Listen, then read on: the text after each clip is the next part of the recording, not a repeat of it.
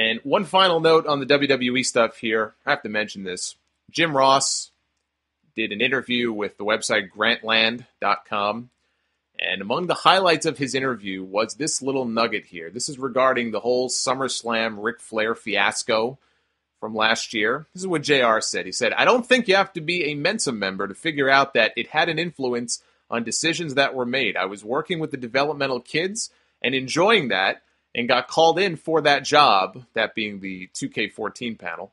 "It was a very unique night, to say the least. Rick was coming off maybe the most traumatic time of his life, that being Reed's death.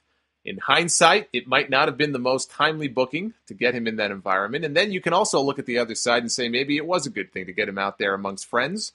As it turned out, you probably would lean more towards the former than the latter. But here's the deal. I was the conductor of a runaway train. I was supposed to keep it on the tracks, and that did not happen. So I don't have any issues taking responsibility. Now, did I envision that it would help facilitate my exit? No. But I could see the thinking behind it. So can we please stop finally calling this a retirement? This was not a retirement. The guy got shit canned. I think this is the first time that he's alluded to that publicly. He's been pretty quiet. He hasn't really said much. Maybe he's hinted at it here and there. This is the first interview he's done since last summer that he's pretty much all but come out without actually saying it and said, yeah, I was let go. I was fired over what happened. And it is what it is. I just see some people still referring to it as a retirement. Call it a forced retirement. How about that? It's just so stupid. It wasn't a retirement. Just call it what it is. The guy got fired.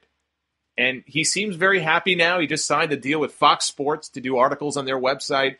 He's got his one-man show. He's bringing his one-man show to New York here on March 1st. I'm looking forward to that. I'm going to that. He's got a podcast starting up soon, I think on Wednesdays on Podcast One. So he's keeping busy. JR seems very happy. He's moved on.